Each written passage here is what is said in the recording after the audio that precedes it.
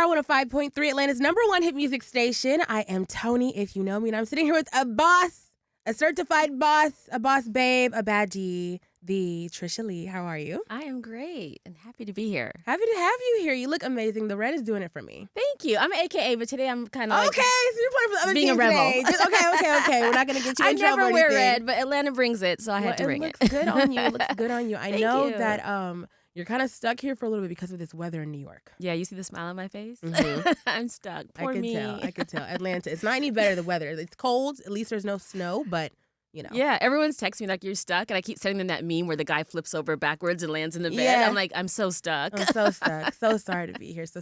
So, for those of you who do not know Tricia, she is real estate mogul, boss, beauty, everything that I think of when I'm like, okay, I want to be this type of woman when I grow up. I feel like you kind of resonate that. Can you give us a little bit of background? Who is Tricia Lee for those who may have not seen you on Owning Manhattan, haven't heard of your story? Tell us who you are. Yeah, sure. Very much an entrepreneur. I worked just like everyone else, like coming out of college. I worked in beauty. I've always been drawn to the beauty industry. I still very much am. Still a beauty girl at heart. And, I wanted to work at MAC. I was growing up in Phoenix at the time, in Arizona, and I just wanted to be in the big city. My family was from New York, so it wasn't that scary of a jump for me to move to New York and move back to New York and just create a life there. So I did, with the help of working in beauty. And then eventually I created my own brand, which was a chain of nail bars throughout downtown Brooklyn. I think that's kind of what put me on the map as far as entrepreneurism. And that was just in the very first early stages of the girl boss energy, and it was like people wanted to know the stories of entrepreneurs and how they were starting these businesses. More importantly, how they were keeping the businesses. Mm-hmm. So I was a face and a voice for that. Even while I personally was falling out of love with my own business. Mm-hmm. I had other desires, I had other goals and dreams, and I kind of just made my clients in the beauty business a part of that new era when I moved into real estate. I wanted to go into real estate. I thought I'd do really well.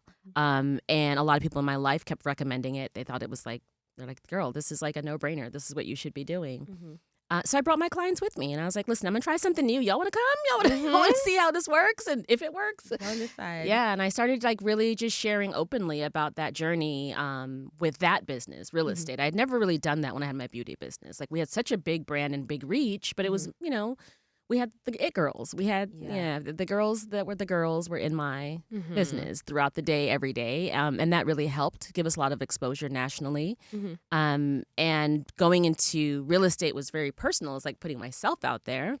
And I'm now 10 years in, and that is sales, it's negotiations, it's expert marketing, and that's a part of it. You market product, and at a certain point, you start to market yourself for what it is that you do. So that's how I get here. Absolutely. And speaking of sales, not to downplay anything, but over $300 million in sales. Yeah. What does a number like that mean to you from starting in the beauty business and transferring your skills of that type of entrepreneurship to you really have to.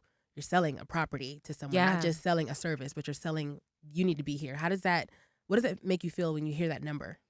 You know what's crazy is the number is much higher than that now. That was recorded 2 years ago. Thank you. Okay. But it's all the same. It really is. The number could be 5 million. It could be 50 million. It's all the same. It's like my blood, my sweat, my tears is what it is. That's what it represents to me is a lot of hard work and lessons. Mm-hmm. The success that is on this side of it is great, and it's great to share the story. But what it says to me is it's hundreds and hundreds of lessons. It's hundreds and hundreds of experiences. Every time you work with a client, if I walk in here, you learn something from me, I learn something from you. Mm-hmm. I get that experience with all my clients as well. So to me, that number really represents just my hustle and my grind and what I've been able to do in the last 10 years. I'm really proud of it. But I think in the last year and a half or two with the show, it has propelled the business so much larger. And so now some of the numbers are just insane, Yeah. But it's still me. I'm still doing it. It's still me with the same relationships. It's the same integrity and it's the same approach. It's prioritizing good work. And just knowing and trusting that the rest will set itself up. Absolutely. I'm not one of these people that put myself out there to be something and hope that I can become it. I have done it and I've done the work and now I'm sharing my story, which is a very different approach in this time. A lot of people share their journey as they go, or they don't really they're not who they say they are. Right. You know what I mean? I Right. feel like I've kind of built my business, and now I'm showing people who I am Yeah, after being the that fact. transparent side. It's very important. I mean, because even myself, like, I'm someone who I'm in media and like, Mhm. you know, I kind of just arrived to this space. So it's like very new for me. But like, I've always wanted to be that person to show the trials, the tribulations. And it's very important because someone's going to see you at this level 10 and didn't see your level 2. And they're like, And okay, it's so so she just got on this unfair. show and, you know, she's of course blah, blah, blah, blah. And of course, you know, but it's like Yeah. those 10 years, like I always love the saying, an overnight success takes like 10 years at It least, does. you know? Yeah. Do you feel that now, like when you are seeing yourself being, you know, put on Netflix and you see all like the premieres and the things you're able to do because of the new platform, what is does it feel like, y'all should have been here 4 years ago, but it's okay? Or is it like, you know, now I get to go even further in my brand and the purpose that I'm doing this for? Like, what does that feel like for you when you're going into these new spaces that now get you also a TV personality, TV star, you know, right, to your yeah. resume? I think there's two emotions there. Like there's one feeling that I know really well, and it's when I feel like I'm looking at other Black women like myself, and they're just like, wow, you know. And I always feel compelled to explain to that face that it's 10 years of commitment when it wasn't good, when it wasn't fun, when it wasn't successful, when it wasn't sensible. You know, like that's what I want to communicate to them, because I feel that I feel like I can tell when somebody's in that struggle, and I want them to understand that I resonate with them more than they understand. And I think one thing that's unfair about putting people on a level of visibility is it creates the idea that this was all done out of luck or overnight, or you know, I was chosen, and it's like that's just not it, you know. Like I've been locked out on rooftops. I've had to call ex-boyfriends to come and get me off of gosh. like, you know, like you name it. I've shown houses with dead animals in the living room. Like I have been through anything that you could imagine for both of the businesses that I built. And I believe that is oftentimes the story. I don't know why people find it to be more entertaining to share like how I live or what I drive, you know, or what dinner I'm having tonight. But I think the true story is the perseverance. Absolutely. And the ability to like believe in what you're doing even when some things don't really tell you to. Yeah. You know, like there's just so many parts of what I've gone through in the last 10 years that didn't make sense. When I first wanted to quit real estate, I was only like 5 months in. I was on the phone with my mom, and I was like, nothing is working. Like nothing is working. Yeah. And I was like, I want to just go in there and flip the desk and just tell them bye. Yeah. And she's like, just give it another 30 days, Tricia. And that was like literally the commitment I made. I was like, 30 more days. And everything about my business. 30 days? Oh my God, I made so many sales in that 30 days. Really? Yeah. And I had been working and the thing is I'd been working every day and showing up every day at the office, calling clients, trying to get pitches, like doing all the things, literally sitting around sometimes being like, what else can I do? You know, just really just trying to put myself out there. And that in itself it stretches you. You know, anytime you get good at something, that's cute. And you get cozy. And so like having to go out and not be good at something and humiliate yourself and all those things, that while it's stretching you, it's hard. It builds you know? that character, though. It does. It does. And so it's so important. But that was a bigger part of the story. Like that's really what it took. And that was very scary to do, you know, very scary to do. I almost think it's unfair to dress me up and put me in front of people like, look at this. And it's just like, oh, no, if you're going to tell the story, tell the whole story. Absolutely. You know, it's so much more to it. And specifically for us, like I think in our community, I've built both of my businesses from scratch. Like I didn't have anybody like making it easier for me. I've had people that believed in me and supported me, but like it was only up to me to get it done. Yeah. And that's just a story for so many Black women entrepreneurs. Absolutely. You know what I mean? So I feel like I want to... A lack of grants, a lack of just anything that you need. Exactly. You like, know? you're like, who's that? Yes, That's a nice name, it's isn't it? Love the name insane. Grant. Yeah. No. But not here. Yeah. Funding the whole nine. And I had a successful business, like trying to open another one and couldn't get funding. Yeah. So I just think it's important that we always share those stories because there's no way for another Black entrepreneur like that looks like me to really persevere if she doesn't know that I've gone through what it is that she's going through. Absolutely. You know? So I think it's the best I can do is try to be honest. And I think a lot of what we were doing this weekend was talking about entrepreneurism and what it's like and the truth and the struggles of it. And not to stay in a negative way, but just to be honest about it. You know what I mean? It's important to build that community. I mean, I feel like as Black women especially, like we're speaking to each other as Right. sisters, as cousins, as aunts, as mothers, everything. And it's just like, I'm going to see you in a way that no one else can. And it's like, you're not going to hear it the same way from someone else who's like, well intended, you know, but sometimes you're not going to feel it on the same level that I can feel it. And so to see someone who's like at someone's like level 55 and like, I'm only at level 10, just trying to like even get my license, and I can't even try to do that. You know what I mean? Yeah, to see yeah. you get to that point, it's really inspiring. So I'm sure that you're helping so many people with your platform, whether it's on the show, off the show, in real life. They're just seeing you do it and be her. Yeah. So speaking of that, can you take me back? Do you remember your first sale in general as a realtor, and then your first luxury sale, and you're like, well, this commission's different. Like, They were like weeks apart. oh, okay. Like my biggest, like one of my biggest sales and like my like first sale were like weeks apart. Okay.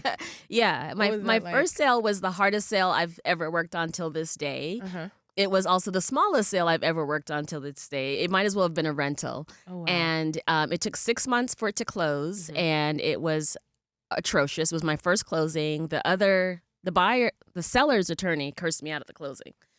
Like I have the craziest story. What even led to that? Like, were you guys like this at the table, or was it like, yeah? Oh, I cannot believe they just. So I was like new in real estate, you know. So people were treating me like I was a kid, but I walked in like I was a boss. I was like, I don't do this, but I do what I do. Exactly. You know. And so we like, I just thought he was very unprofessional. Like he was never around. He wasn't responding to emails. He wasn't responding. Like all those things. Like one thing I'm not is a show and no proof. Like I respond to my emails. I text people back. Like I run my business. Like I mean, I'm not available to everybody, but when I'm engaged and I'm doing something with you, we are in touch and we are moving forward.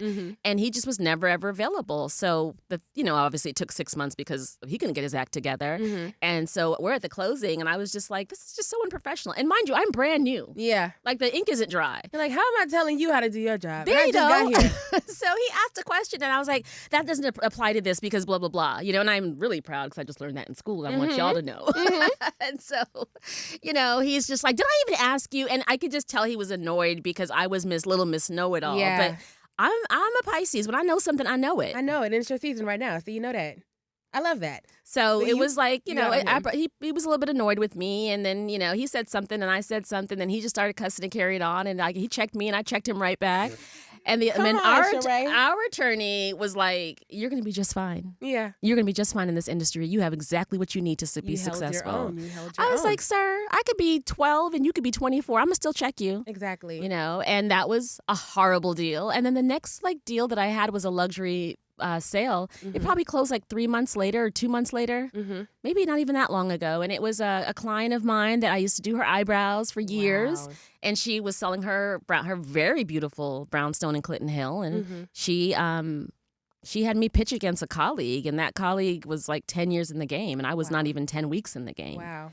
And she was like, I trust you. Yeah. And that just how my business came to be. Like a lot of the women from my beauty business have given me opportunities to work for them when I wasn't experienced, when I didn't know what I was doing. But I had success with those transactions, and that has fed the business from that point on. And it's that trust, because going back to your notion of like a lot of your founding clients were people who came with you from your other business and just 100%. said like, okay, Tricia, you get me together on this end. Let's see if you can, do it on this end. And still, I'm always actively working with one or two of my Polish Bar clients right now. Always. That's amazing. It's the base. Like I always say, my beauty business is the base of my real estate business. If I never met another person and only worked with the people that I met at Polish Bar, I'm set. She'd be fine. I love that. Yeah. And I also I have a high standard for how I work and how I handle my business. So I'm like, you could put pressure on me, but it'll never be what I put on myself. So I think that clients recognize that, and I think my clients that gravitate towards me, we're a lot alike. I find that a lot of them can just put it on my plate and be like, run with it. And they're like, and I never let nobody run with nothing, but I'm going to let you run with it, So it's like just finding like-minded people to work with. And real estate is all about that. It's relationships, and it's just how people view you and their experiences with you. It's wonderful. Because it's part of their life. I mean, because I'm wondering, whenever I meet people who are in realty, and there's a lot of realtors in Atlanta. Okay, yes, everyone got their arms crossed like this. Everyone's polished and everything. Yes. It's just like, how am I going to trust you with such a huge amount of money? Something that's going to either be like an investment for my business or for my family. I'm living here, or like my business is coming out of here. What does that look like to have a lifelong client that's like, okay, we started here and I want to go here, here, here. Because, some people are like, I'm only going to live in one home or maybe two properties my entire life, whether I'm renting or owning. What did that look like going from one life moment to another with your clients? And I've done that with so many clients. In 10 years, I mean, I've had people get married, divorced, the whole nine. You know, I've had people just continually. I mean, I have one client, my client that works at Kith, he's on his 4th property with me. I'm like, you need to just sit down somewhere. One of the times he sold his apartment, I just called him up and was like, I need to sell your apartment. And he's like, why? And I was like, you know, I have a buyer for it. And he's like, but we've only been here a couple of months. And I was like, I know, but, you know, I showed them the pictures. I showed them the renovation. And I helped him buy the apartment. And I had it on the market like maybe 4 months after he renovated it. And then I helped him buy a condo. And I just sold his condo. And he's actually in the pitch on season 2. Like I had... When we had first gotten the commercial space, he was my contact to get Kith over there to see the building. Wow. Yeah, like that day when we shot that scene, we didn't have the job yet, but we had Kith coming on Monday. And I think that's what helped us really like to solidify and seal because we were like, we already have showings scheduled. What do you mean we're not getting hired? Exactly. But what does that go like that conversation? Because I mean, that's a lot of trust to be like, I just renovated this space. I just put all this time and effort and money into this. Is he just like, I trust you? Yeah, because he's a businessman, right? He's like head of product at Kith. Like you see the success that company has had. He's not, you know, he's a smart man. Yeah. And for him, it's like, I mean, again, being with that brand, he's artistic. And so his home is an expression of who he is. It's beautiful. I knew he was going to do a bang-up job. From the time I sold him the place, I was like, I want to come back in and take photos when you're done with the renovation. So I did. So what he doesn't know is I was really trying to sell his place from then. And so when I had people that wanted to live specifically in that community, I was like, well, this is a new unit. I just sold it, but take a peek at it. This is what you can do. And at one point, somebody was just like, no, I want that one. I was like, well, that one's going to be a little extra money because that one's unavailable. And they were like, well, we want it. I was like, well, I'll be right back. I'll be right back. Yeah. Hold the line. But it's just, I think that he would say this about me. He respects that, like, I treat his business as it's my own business. And while I knew what he had secured the property for and what he had spent to renovate the property, I knew what number I could put in front of him to make it a great business opportunity. And I don't have to have that conversation with him to put all those pieces together. So when I came to him with the proposition, the buyer, and the breakdown of the finances. When you deal with people that way, that's nothing but respect, you know? So one thing about real estate, and I think that I have been very intentional about this with my business, anybody can go to real estate school and get a license. Yeah. It's kind of a joke, and I said it here. Really? Yes. Because why do you say that? Because when you go and get a real estate license, you're going to take a test and you're memorizing questions. That's not work. Yeah. Like if somebody went to go take a test right now and memorize questions to do what it is you do right now, how much further would they be along in their career? Nowhere. It's about everything else. Nowhere. Yeah. Right? So, yeah, go ahead and get your license and put your license with that has nothing to do with nothing. Like, honestly, what I just talked to you about, somebody's assets, protecting their investments, making money for them, making sure that they're getting into a property where, hey, when I see you in 5 years, Michael, you're going to be in a better financial position because of this property that you purchased, and I understand the asset that it will become.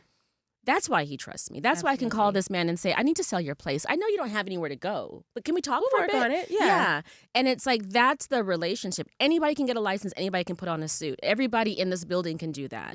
But somebody that can really give guidance on this is what makes sense. This is, no, I wouldn't do that. That's not customary. You know, like in those transactions, the stuff that we don't talk about that's not that sexy, that's where the real work is. And in those transactions, it's being an expert on those little tiny details. Those little tiny details save you 10, 15, 50,000, 150,000. I have saved clients tremendous money. That's insane. I have had clients sit down with invoices that were $90,000, and I've been like, let's go through this. And all of a sudden, the invoice is $22,000. That expertise isn't what I really get to demonstrate in media, but that is what I get paid for. And that is something that people trust. And you only have to do right by them once before they're a client for life. So that's how my business happens, is it's exactly like my tone changes when I start talking about money. As you can see, I've gotten different. I'm not the same person that I was 5 minutes ago. But you're passionate about it. And that's what people don't, like you said, either have it or you don't. You can't pretend. You can't try to like, okay, like, well, I can, you can't. Yeah, this is not a business card and a great profile picture. Yeah. This has nothing to do with, it's like, understanding the importance of it, because I'm not thinking about where he lives. I'm thinking about him making a great investment that's going to add to his assets and it's going to look really good. Absolutely. I want to also be able to run into him and his kids and his family at the park and feel good about what I have done for him. And I know that I've done that 4 times, as I've mentioned. And so, yeah, everybody that he talks to about real estate, he just call her. What are you doing, you know? But One thing that you did mention is that, some of the things that don't get shown are the things like that's what I get paid for, though. And that's how you are so successful and continuing to just like leverage this and up your profile and things like that.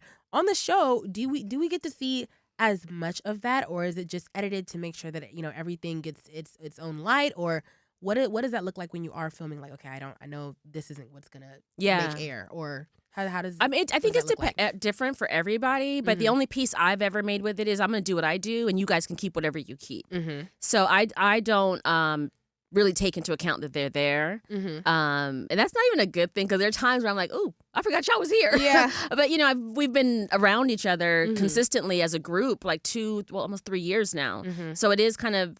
It's like you're not cognizant of like who's around you because they're just always around Exactly. you. And so I just do my work, and I've always trusted the process with producers to pick out what they want. I think that they know the television audience in a way that I don't. I'm not a reality TV watcher. I don't watch a lot of TV in general. And I'm not the audience, I don't think. Yeah, I mean, I work in the business. What do I want to watch a real estate show for? Right. Do you watch any of the other like adjacent type of programs? No, I did about. We were shooting the first season, and then that spring, that Christmas break, we were home like for 2 weeks or whatever. So I watched a little bit of Selling Sunset. I fell in love with Chelsea and Chriselle, and but I was like kind of like all over the place with it. I watched a couple of season ones, and then I skipped to when they introduced Chelsea. And then I think I've probably watched half of a season of I want to say, I used to watch Beverly Hills $1 Million Listing. Okay. And then when Tracy Tudor got on there, I went back and I wanted to watch it again because it was Yeah. like a girl power moment. Yeah. I was like, I want to watch her. But I'm just not a big, like, I don't even know what channel, like Bravo or any of those channels are on my TV. It's okay. Yeah, It's brain rot. It's my favorite type of brain rot, but it's just like, and I have my own brain rot. yeah. I trust. how do you like, I guess decompress from like a really, really long week or a long day where I'm just like, I've been in my phone, just emailing, talking all back and forth. Every What does that day, look like? every day, I'm very intentional about my decompress. I have a hard stop. I cook, but I know I have to sit down and have dinner with my family, and that's a Love that. very common thing. Like we're sitting down having dinner 3-4 nights a week. That's amazing. Yeah. Most people do not get that, and they don't have as, They don't. They don't. But I recognize I work for myself. I recognize that I'm an entrepreneur. I recognize that I make the rules. Yeah. And so I give myself the benefits of working for myself. I'm not the horrible employer that I used to be. So it's longer lunches, it's hard stops, it's earlier mornings, and it's like so long as the work gets done, that's all it gets done. But that work's not going to get done when I'd rather be cooking dinner and having dinner with my family. And I love that part of my day. It's important to us as a couple. It's important to our family. And then I spend a lot of time and money on wellness. I really do, like the balance. Like I choose a very volatile, crazy career, and it's my decision. But I also pad my life with things to protect me and armor me from it. So a huge part of my day, like this morning, I woke up and did morning wellness at the hotel. I love that. We just got back from a retreat out in Southampton last week. Oh, wow. It was beautiful, a wellness retreat. We're out there doing Reiki and body work and, like all the things. I spent a lot of time doing like cold, hot contrast therapy. A week doesn't go by that I don't get a massage. Like whatever it is I need, and it's not necessarily always a service. Sometimes it's just time. Sometimes it's just reading. I have like Time a little. is expensive though. Time is expensive, yeah. But I Time take is really mine. I take mine back. Yeah. I'm at a point in my life where I know that I've put the work in, and I when I work, I do good work. So it's very important to me to have a life that I love and work that supports it, and not the other way around. So it's something I tell myself every day, and whenever I feel like it's getting off balance, because it does. There's bad weeks, there's bad months, there's bad seasons. Whenever it gets off balance, I'm always very intentional about pulling it back. I don't want to look like somebody that works all the time, and I don't want to live like somebody that works all the time. I just want to have the success of that. Same. Yeah. Because even me, I'm not even a 10th as close to how busy you are, but I am busy. And I'm just like, it's all going to be worth it because the work that you're putting in right now is going to yield some type of success later on that's just like, okay, you're going to be able to feel I worked my behind off and I can see it from my window. I can see it when I'm driving. I can feel it when I wake up in the morning because I'm investing that money and that time into all the wellness things that I'm able to do. And that's like what I aspire. When I tell you people, ideal grown up Antoinette, this is what I'm looking at right now. And Tricia Lee, you know what I mean? It's important to see women who are just like, you kind of took your own path because it's a hard thing to even pivot.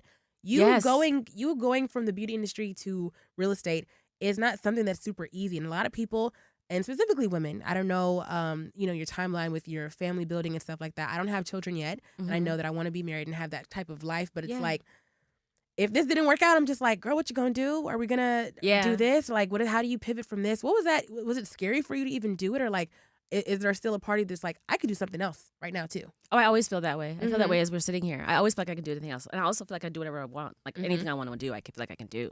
If I really want to do it, I'm like, okay, I just got to sit down and come up with a strategy. Is it something that I need Jeff's support on, or just something I need to just talk through with him? Or is it something that I just need to like talk through with my girlfriends?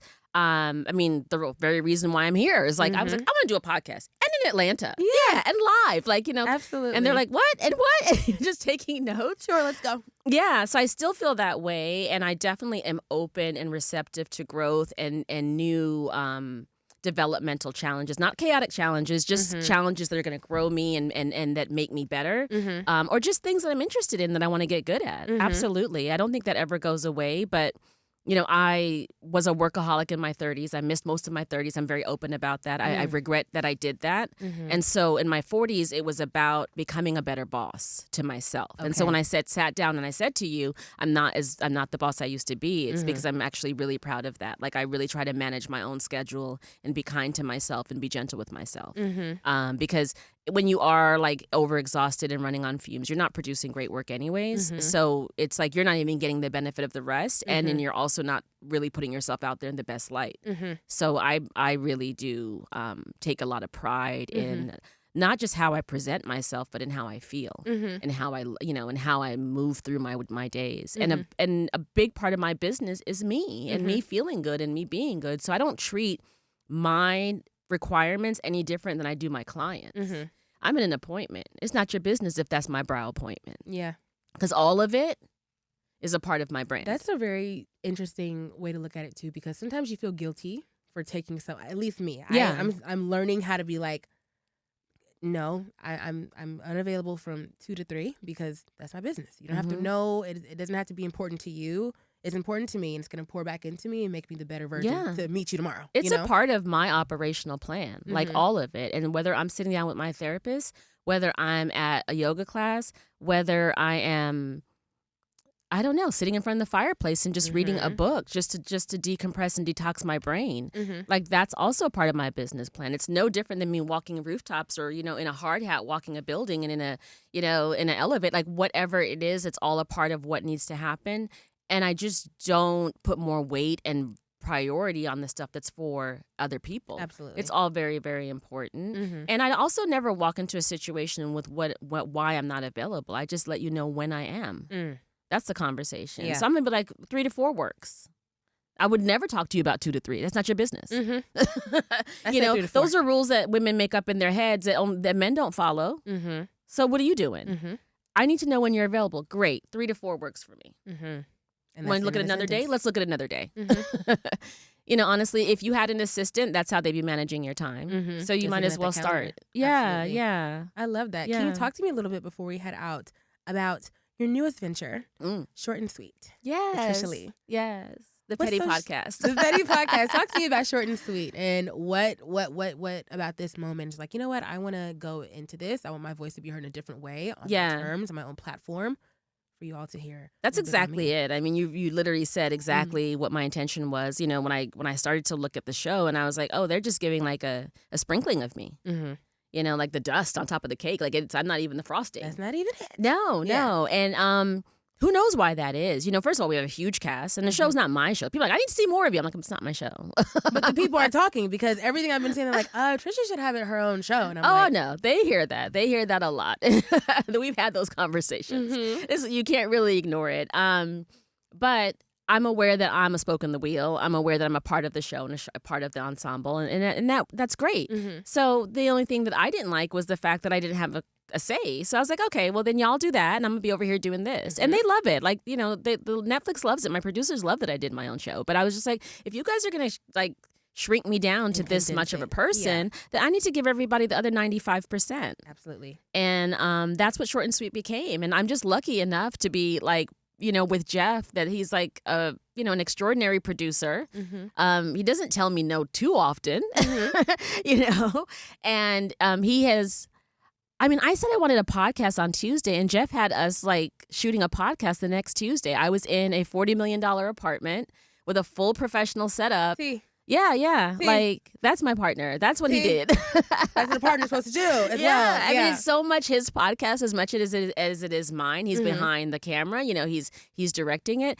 But even when I have things I want to say and I don't know how I want to say it, like up until yesterday when I did my event, I really couldn't explain really well out loud why I wanted to do the event, but my heart wanted to do the event so much. And I'm talking to Jeff about it yesterday for the third or fourth time, and I was just like, da-da-da-da. And again, he's a producer, so he took all that jumble and he puts it back to me in 3 sentences. And I was like, that's exactly it. How did you know? And then you guys sit in a room and I'm standing there and you hear these 3 sentences, or my version of those 3 sentences, because I know I jacked the whole thing up.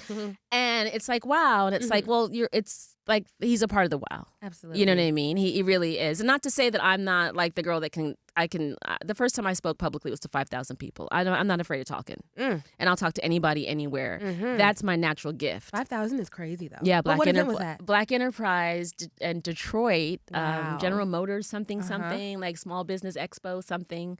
Lisa Price was on the panel. I remember being more nervous that she was sitting next to me than that there were 5,000 people sitting in front of me. That's how you know. I was like, I want to touch her and I'm smell her. I was in it. And we've become friends since then. I love that. But yeah, like I always just want to make sure that people understand that if I want to do a podcast and I do it in a week and it looks the way it looks, my partner Jeff is because it's the reason. Of the support. Yeah. How important is it having a partner like that?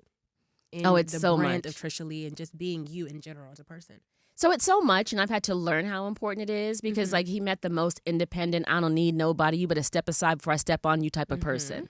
And not to say that all of my relationships that I've taken seriously haven't been that level of support, because you really can't come into my life and not show up in that way. It wouldn't work. My life is about me.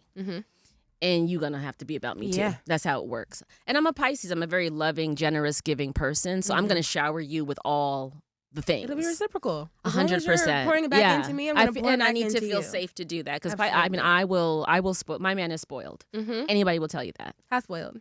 How do you guys go? You know that Lady London? He a trick, but I'm a trick, so we go trick. Yeah, that's okay, it. so that's how you guys are? That's it. Yeah. Like Okay. I like anything. Like the other day I bought some Meta glasses and he's like, those are cool. I was like, great.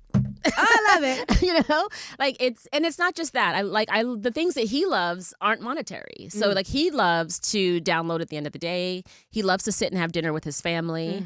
And he loves good food. And he eats better than any man I know. That's for sure. Like he's had paella and ramen in the last few days. Like those little things I enjoy doing, but those are the things that make him happy. Like if it's a Super Bowl or a football game or whatever, I do a big charcuterie board and his friends can come over and it's we do the best barbecues. He's a simple man. He's nothing like my pain. But I spoil him and I think he just pours back into me. But the partnership, I feel like I realize it more now than I have a lot. We've been together 10 years. I feel like I recognize it now more that I have so much on my plate, how much it is that he manages.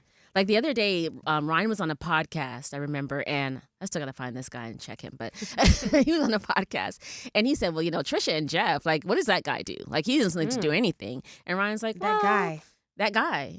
And so Ryan was like, well, it may seem that way, but really, Jeff is definitely the brains behind a lot of what you see. And I wanted to be like, excuse me? Yeah. I'm the brains. Come on now. Yeah, both of you guys are like, the strays are coming too strong. But I allowed it because, one, I know what Ryan was doing. Yeah. He's media trained, and he was trying to literally take that story and fix that narrative, because that's exhausting that he would think that. Plus, Ryan knows Jeff very well, and Ryan knows his genius. But then I also was like fine with it, because I was like, if that's what you need to think, that's fine too. Because truthfully, like, he is the brains behind so much of what we do. And I am too. And it doesn't matter who you want to give credit to, because we're one. Exactly. But Jeff would be exactly where he is with or without me. And the same can be said about me, But is it better and easier with each other? Yeah. Like today I get up and I worry about getting here. He worries about everything else. Chef's kiss. Chef's kiss. Are we even here? I don't even know we're supposed to be here. Looking for. That's what we should be looking for, because as women too, so many people I don't think have maybe arrived at that. Like, you see the narrative of like soft life living and stuff like that. And I feel like if you want a good life, you have to work hard. It's not going to be soft. You know what I mean? But like, you should want to have a partner that's going to help make your life softer. Yeah. So it's like the things that you don't want to have to deal with or can't deal with, if your partner can take some of that, that's what the equal partnership is supposed to be. It may not be equal Yeah. both days, but it's just going to be like, No, there are days you're where he's great at this, 90 and I'm I'm great at 10. this. I'm Exactly. like, can I give you 2? I don't even want to give you 10. mm-hmm. You know, but I like taking care of him. Mm-hmm. And that doesn't take anything away from me. I'm actually really proud of it. Like, I Mm-hmm. think it's my biggest flex that I take really good care of him. Mm-hmm. And I know he feels the same way. Yeah. You know what I mean? Like, when my friends are around, they're like, he's like your manager. And I'm like, yeah. Yeah. Because I don't want to manage nothing. Exactly. Where Let are him we? do it. Yeah. I just don't want When are we I don't have to eating? do that. Yeah. Yeah. You know, and but I do make it a point to provide that for him sometimes as well in Mhm. moments where he needs that. You know, I feel like a lot of times, even domestically at home, like Jeff has a very traditional setup. You know what I mean? He don't know where a broom or a mop is. He's like, And he but doesn't know how food shows up. It just does. it just You know? does. And my business is handled. I had a podcast in a week and a $30 million penthouse, and Yeah, and I don't know where the garbage cans Yeah, are. he had I some don't know what to tell you. But Works for me. we've kind of figured out our groove. But you know, it's also 10 years. exactly. You know, and so it's like, did I meet someone that was a perfect fit for this groove? No, we've built it, and we put the time in, and maybe nobody finds that that's sexy, and that's fine. But I'm glad that we've built our relationship to where it is. If I'm just having a horrible day, Jeff can step in. Like, I double booked myself for an interview right now. Guess who's doing an interview right now for me? Mhm. He is. You know, it's that partnership. yeah, it's something that I'm proud to have worked on for the last 10 years. I think I he's like love my that. proudest partnership. You know. What's something that you can tell people to look for in a partner that, like, you know what, you said some people may not see it as like the most sexy thing to do to, like, you know, build with someone maybe. What did you Mhm. see in him that was like, you know what, we could do this thing together? Oh, his work ethic. Mhm. You know, I definitely have always thought that I had a great work ethic until I met Jeff. Mhm. You know, I think he has an amazing work ethic. He genuinely is a very self-motivated person. Like, I mean, nobody wants to get up and get to work like him. I've never heard him complain about work in the 10 years we've been together. Not once. A man should not complain about work. What does that even sound like? What does that sound? That sounds crazy. And Like- people are like, oh, no. As a man, No. do not complain about work, especially around me, please. Yes. And I'm Please. like, you know, let me Please. tell you my truth. That's how I need you to show up. Yeah. Like, he's never complained about work, even now, where I'm like, I don't want to do that. And he's just like, well, what is it? Like, if he can do it, he automatically switches it to his schedule. That is very attractive. That's a good man, Tricia. That's a good I'm man, aware. Tricia. Like, yeah. when I first saw his hustle, I was like, okay. Mhm. Because if somebody want to run and I want to walk, that's perfect. Mhm. And I do get a lot of credit for doing all the things. And it's Mhm. just like, yeah, I do all the things, but I have a lot of help. It's a beautiful thing to see, especially as Black women. I'll say it again. Yeah. Like, to see a woman supported by her man, and you guys do it in every part of your life. You know what I mean? And like, Yeah. you're able to kind of just grow into whoever Tricia is meant to be at the end of it. You know what I mean? Yeah. Every step has to have a supported step. You know what I mean? And like, Yeah. if you guys are able to do that to each other, there's no Yeah. stopping it. And there's seasons where it's all about supporting him, Mhm. you know, and it's just like I play his role, and that's fine. That's fine too. Mhm. But I think what's most important is just understanding that you build it. You Mhm. don't find it. Mhm. Like, I tried looking for it. I Mhm. wouldn't suggest that to anyone, any of our listeners. Mm. You build it, you know, Mhm. but you need the basic good ingredients. And for me, it was that he had his own relationship with God. Mhm. He was a good father. He was Mm. very much the father that I always wanted, and I Mm. was very drawn to that. The way That's the beautiful. way he fathered his daughter. I Mhm. just would get emotional watching it sometimes. I love couldn't that. even, like, you know, a lot of what he is as a father has healed me Yeah. as a woman that grew up without her father, and that's a part of our connection that people don't really get to see a lot of too. Mhm. But, you know, he was the dad that I never had in so many ways, like Mhm. the example of the dad that I never had, and that's a beautiful thing to see. That's just who he was, all those things before we Yeah. met. And that was enough for us to work with, you know, and I've Mhm. had to learn to be less independent and less in charge and less, you know, whatever with him. And that's been good for my own growth as well. But Mhm. it's not easy, you know, and I get nauseous when people are like, oh, couple goals. I'm like, we're not goals. We're just two people that are really trying to build a life that we love together, you Mhm. know, and continue to love each other as we change and as we grow. Mhm.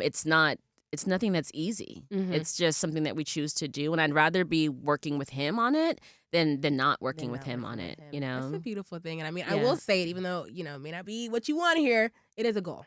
It is a Mhm. goal to have a loving partner who sees you, sees everything that you have going on, and making sure that you guys can work on this together Yeah. to be the unit. Because some people, they don't get that you're fighting against your partner, and that's what makes you guys either stagnant, you're not going anywhere, or like Yeah. it's not going to work. You know, Yeah, so yeah. it's beautiful to see. Now, I know you're probably not looking at anything, but I'm maybe looking. You know what I mean? Any Jeff adjacent people that you know who may also be clients of yours that, you know, are looking to sell a $50 million, you know, something. Where do you meet your clients aside from, you know, your base? Like, are they just business associates that you meet like at events, or like who are these people that have a $30 million listing on your site?